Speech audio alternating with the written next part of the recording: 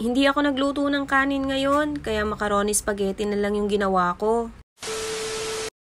Pang-agahan na nga ito at pananghalian na rin. Halos nasa kalahating kilo din ng macaroni itong gagawin ko. Tapos bumili na lang ako ng 4 na hotdog, saka 30 pesos na giniling.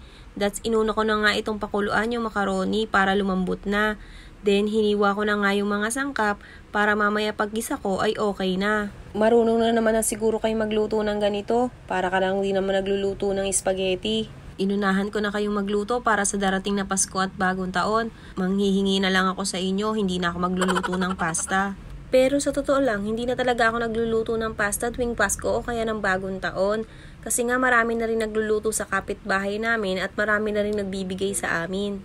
At ito nga, sinimulan ko na yung paggigisa ng bawang at sibuyas. Bumili nga lang pala ako ng butter. Parang 10 piso lang yung mantikilya na yon. Tapos ay hinati ko pa siya para gagamitin ko naman mamaya yung kalahati niya. Then sinunod ko na nga itong hotdog at ito rin giniling. Tiniyak ko lang na mapiprito ng maayos dito yung hotdog, pati na rin yung giniling. Para mamaya, pagkalagay ko ng spaghetti sauce ay okay na. Madali ko na siyang maluluto. Konting pakulo lang ay okay na ito. Tapos ay nilagyan ko na lang ng konting pampalasa, kagaya ng paminta at konting asin. Hindi na rin ako dito naglagay ng asukal kasi medyo matamis na yung ginamit ko dito na spaghetti sauce. Kaya okay na yung lasa nito. Tapos naglagay lang ako ng konting Nestle cream. Pag naluto na nga yung sauce natin, ay nilagay ko na lahat dito yung macaroni pasta na pinakuluan ko kanina.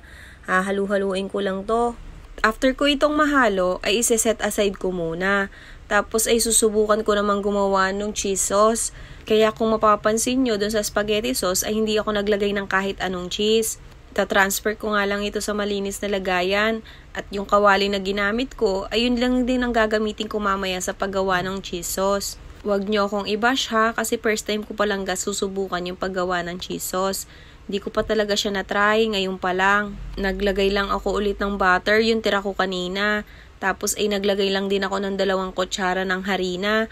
Then hahalu-haluin ko lang ito. Hindi ko alam kung tama ba itong pinaggagawa ko. Bahala na si Batman kung anong kalabasan nito. Tapos ay naglagay na lang ako ng kalahati ng evap milk. Tira nga ito nung nakaraan nung nagsopas kami. Tapos ay hahalu-haluin ko lang to at pakukuluin. Pag okay na yung pagkakahalo nito at medyo natunaw na nga yung harina sa yung butter, ay susunod ko naman ilagay yung kalahati ng keso. Eden cheese nga itong gamit ko. Tapos ay hindi pa siya melted kaya medyo matagal. Pero okay naman. Then hindi siya masyadong napino yung pagkakaluto niya. Pero cheese naman yun kaya masarap pa rin naman. Tapos ilalagay ko lang ito dun sa ibabaw ng macaroni kanina na niluto ko. Then okay na ito. Macaroni pasta.